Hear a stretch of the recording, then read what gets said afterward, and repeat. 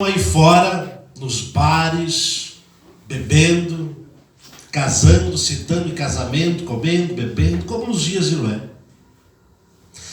Se você convida eles para virem, sempre tem uma desculpa. Todas as coisas acontecem na face da terra por duas razões: por vontade e permissão de Deus. Muitas pessoas não querem vir ao encontro de Deus. Por quê? Porque estão com a mente cauterizada, cicatrizada na mentira. A mentira deste mundo perdido, perverso, onde muitas pessoas ensinam a palavra de Deus deturpada. Aí é difícil vir ter um encontro com Deus vivo. Muitas pessoas, se você pergunta se acreditam em Deus, elas dizem que acreditam. Sim, acredito em Deus. Mas um Deus superficial. Não é aquele Deus vivo, aquele que fez os céus e a terra e tudo que nele há. Não é o Deus de Jacó, de Isaac e de Abraão. Não é esse Deus que eles creem. Eles creem num deusinho superficial. Irmãos, o Deus vivo, Ele conhece o nosso andar, Ele conhece o nosso querer, Ele conhece o nosso pensar. E Ele é bom, Ele é justo, Ele é misericordioso. Quando erramos, pedimos perdão a Ele, Ele nos perdoa. Glória a Deus, né? Nos abençoa. Nós se afastamos dele, erramos outra vez, se ajoelhamos diante dele, pedimos perdão de novo e ele perdoa de novo. Ele perdoa quantas vezes nós chegamos a ele para pedir perdão. Então ele é bom, ele é misericordioso e também é um Deus de poder. É um Deus que quando abre uma porta ninguém fecha, quando ele fecha ninguém consegue abrir. Verdade, Pai. Irmãos, não tenham dúvida que estamos a caminho do fim. A tribulação está às portas. E é por isso que as igrejas estão vazias. As igrejas verdadeiras, aquelas que pregam a essência da palavra, estão vazias. Sabe por quê? Porque isso não agrada as demais pessoas que estão com a mente cauterizada pela mentira do diabo. O inimigo, ele é astuto, ele é muito astuto. E ele usa as fraquezas do ser humano para desviar ele do caminho de Deus. É por isso que nesta passagem, todos que foram convidados a virem à mesa do Senhor disseram que tinham algo mais importante para fazer. Um comprou bois, o outro estava casando, o outro tinha que ver os bens materiais e assim por diante. Para tudo se tem tempo, menos para Deus. Menos para Deus. Aí, quando a turbulência pega, quando as provações chegam, muitos aí buscam ou tentam buscar a Deus. Tentam vir na igreja, buscar uma Bíblia para ler, sem saber para onde vai. Irmãos, o ser humano, ele é feito por Deus, é criatura do Deus vivo. Nós temos uma ligação espiritual com Deus. Quando esta ligação, este cordão umbilical espiritual está ligado no Criador, Ele nos direciona em tudo que a gente vai fazer. Ele nos protege põe seus anjos e arcanjos para nos guarnecer. Aleluia, Jesus. Ele sara as nossas enfermidades. Ele blinda o nosso corpo para que não entre enfermidade.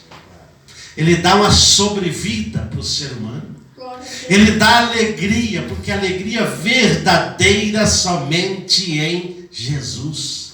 Amém, Jesus. Aleluia. Tem pessoas que não entendem o agir de Deus. Aí precisam ser provadas, precisam ser moídas para compreender o agir de Deus na vida.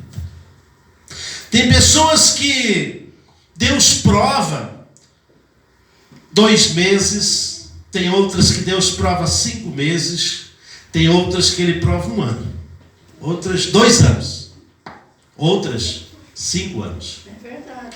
outras 10 anos. Mas tudo tem um propósito. Tudo tem um propósito. O ser humano que é sábio, ele se rende a Deus. Em qualquer momento. Sim. Em qualquer momento. Mesmo estando numa situação boa, financeiramente, com a família, tranquilo, ele se rende a Deus. Isto é ser sábio. Aqui está a maior fonte de sabedoria que o ser humano pode ter, a palavra de Deus. A palavra de Deus se renova a cada dia. Irmãos, nós temos um Deus vivo, que quando dobramos os nossos joelhos, verdadeiramente, para reverenciar a Deus, para orar, Ele ouve. Amém, Jesus. Aleluia. Sabe quando que Deus não ouve as nossas orações? Quando você faz aquela oração meio sem vontade, meio por obrigação, sabe? Aquela oração rotineira por obrigação. Não, irmãos. Quando ir orar a Deus, você precisa se desligar do mundo. A prioridade é Deus. Não que nem esse cidadão aqui, que casou, não podia ir. O outro comprou os bois, tinha que ver. O outro comprou um campo. E o que Jesus fala no final? Eu vos digo que nenhum destes varões que foram convidados e não vieram, provará da minha ceia. É, Deus. Aleluia. Glórias a Deus. E mais, irmãos, para complementar essa palavra, eu peço que os irmãos abram suas Bíblias no Evangelho de João, mais adiante.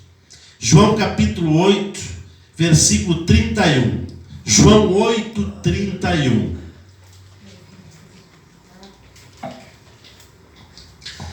Jesus, ele muitas vezes falava por parábola para seus discípulos.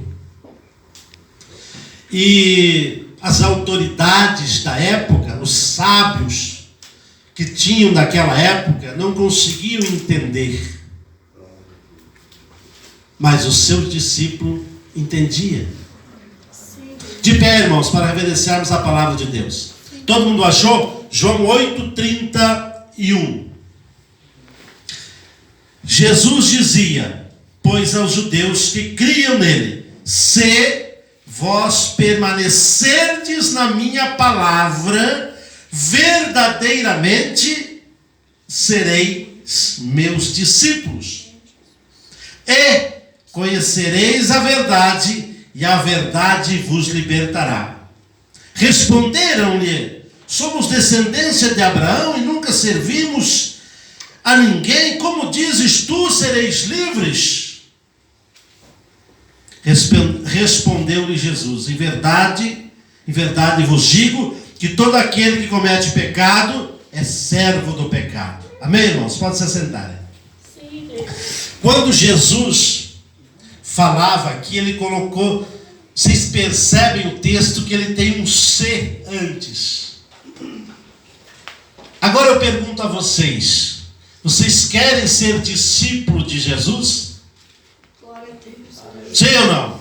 Sim, né? Todo mundo vai dizer que sim. Só que o próprio Jesus diz o seguinte: se querem ser meus discípulos, tem que permanecer na minha palavra. É Deus. Sereis meus discípulos e conhecereis a verdade. Sabe por quê? Muitos doutores da lei até hoje não compreendem a palavra de Deus, irmãos. Porque eles não são discípulos de Jesus. Eles não permanecem na palavra. Uma vez não permanecendo na palavra de Deus, você não pode ser discípulo. E você não sendo discípulo, você não conhece a verdade. E se você não conhece a verdade, você não é liberto. Você é servo. Servo de quê? Do pecado, da mentira, da enganação, das astúcias de Satanás. Vocês estão entendendo? A palavra de Deus, irmãos, ela é viva, ela é eficaz, ela penetra até as juntas e a medula do ser humano. Aqui está claríssimo, claro, como a água cristalina.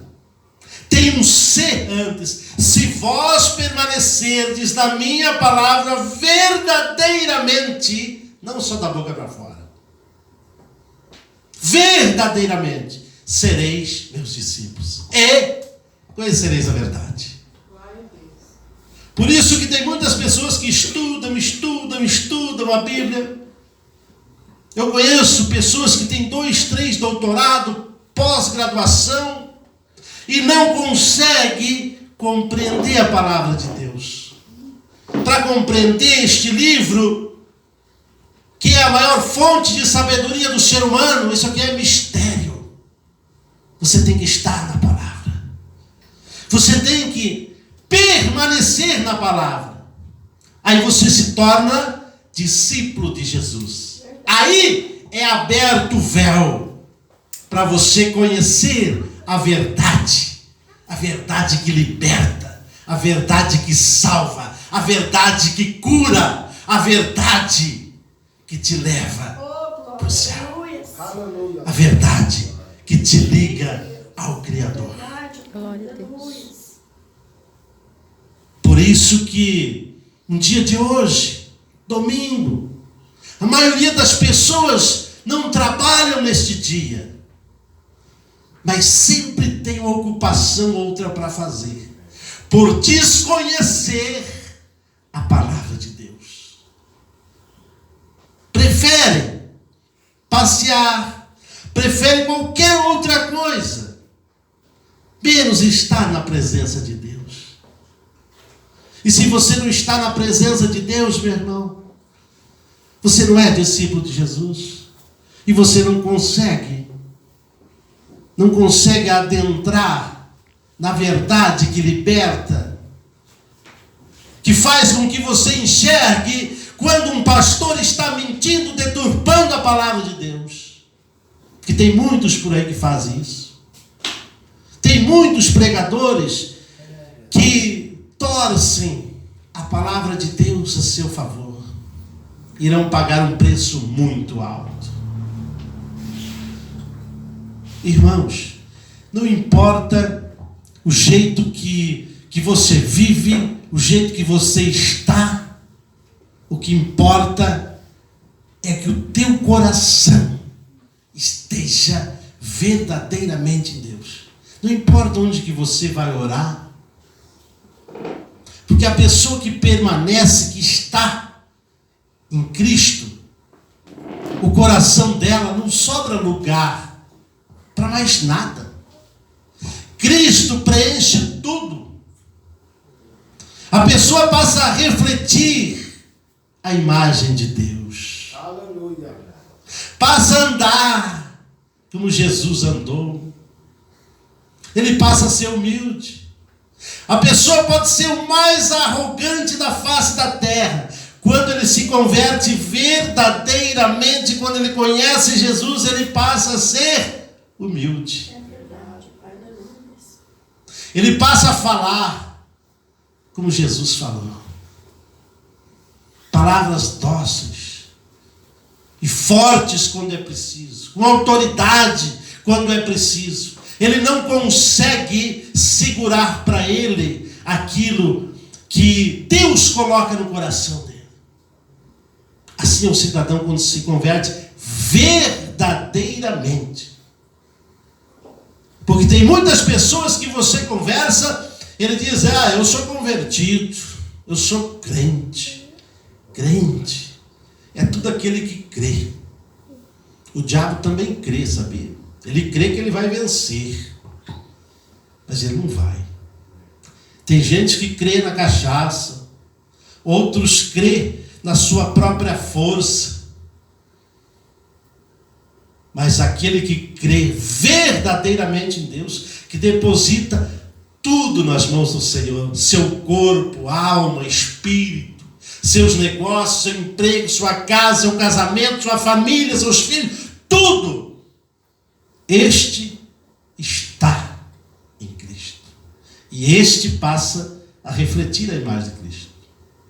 Jamais um cidadão que está em Cristo, ele vai cometer um ato em desacordo com a vontade de Deus. Por exemplo, um adultério. Jamais. O cidadão não consegue. Não consegue. Jesus resumiu os mandamentos em 2, para facilitar para nós o nosso entendimento. Primeiro, amar ao Senhor Deus de todo o coração, de todo o entendimento, toda a alma. E o segundo, ama o teu próximo como a ti mesmo. Eu sempre digo que se você ama o teu próximo, você não vai roubar ele, você não vai matar, você não vai levantar falso testemunho contra o teu próximo. É simples. Uma atitude bonita do presbítero, né?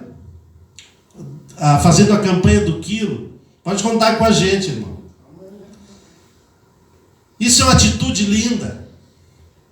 Os irmãos têm que se ajudar quando há alguém necessitado. É isso, é permanecer na vontade de Deus. Porque, irmãos, digo uma coisa para vocês: a tribulação está às portas. É só você acompanhar a atualidade, o que está acontecendo, para vocês terem o entendimento das profecias bíblicas. Logo, templos, paredes, templos físicos não terão valor nenhum. O maior valor que um ser humano pode ter é o amor dele com Deus. É o amor de Deus para com ele. É a proteção de Deus.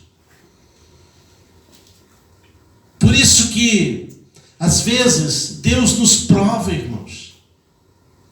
Porque o ser humano, ele é falho. Nós, seres humanos, somos falhos. Somos pecadores. Por mais que sejamos ou tentamos de todas as formas não pecar, a gente peca.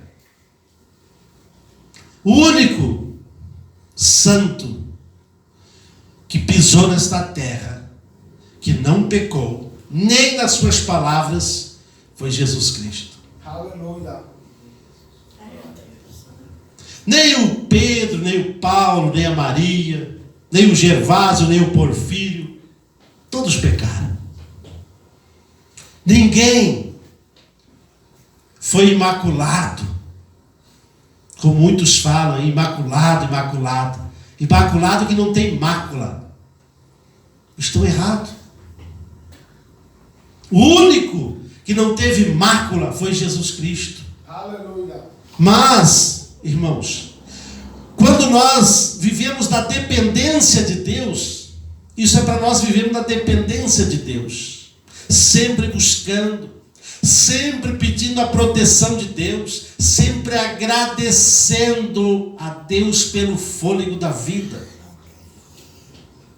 Porque tem muitas pessoas que reclamam. Eu tenho observado o seguinte, que a maioria das pessoas que passa por provação é porque reclamam da vida, é porque reclamam da situação que estão. Aí Deus prova mais, dá mais um pouquinho. O dia que você passar a agradecer a Deus de manhã, quando você levanta, obrigado Senhor por esta noite, por mais um dia, sem se preocupar com o resto, com as juntas de boi, sem se preocupar com a noiva, com o campo. Primeiro Deus, você vai ver que tudo vai mudar. Amém, Jesus. Mateus 6,33 diz que se nós buscarmos primeiramente a Deus e a justiça de Deus, as demais coisas serão acrescentadas. O que é as demais coisas? É tudo. É todos os desejos do nosso coração, irmãos. Tem pessoas que ficam a vida inteira buscando uma pessoa para casar, não encontra. Porque não busca Deus em primeiro lugar. Porque quando ele busca Deus, o que ele deseja, se estiver de acordo com a vontade de Deus, acontece. Todos os desejos. Olha que Deus maravilhoso que a gente tem, hein? E eu posso dizer para vocês, irmãos, que isto acontece comigo. Não que eu sou santo, não. Sou um pecador como qualquer outro. Mas Deus conhece o meu coração. Tem me abençoado muito ultimamente. Muito. E eu sou muito grato ao Deus vivo por Ele estar na minha vida, por Ele me dar a sua proteção, por Ele permitir eu estar respirando. Sou muito grato. Sou muito grato a tudo que Ele me deu. Sou grato também pelas provações que Ele me fez passar. Sou muito grato pelo último acidente que eu passei, que Ele me moeu para fazer eu enxergar o amor dEle. Todas as costelas quebradas, clavícula, me tiraram um baço fora, pulmão perfurado, desenganado de uma junta médica. Deus fez eu passar por isso, irmãos. Mas hoje estou aqui para a glória de Deus. Aleluia. Então a palavra que eu deixo hoje é: põe Deus em primeiro na vida de vocês. Eu sempre costumo perguntar para os demais irmãos: o que é que vocês vêm fazer na igreja? Sempre deixo esta interrogação: o que vocês vão fazer na igreja, irmãos? Coloquem Deus por primeiro na vida de vocês e verão o quão grande, poderoso, misericordioso e amoroso que é o nosso Deus. Amém, irmãos? Agradeço a minha oportunidade, uma salva.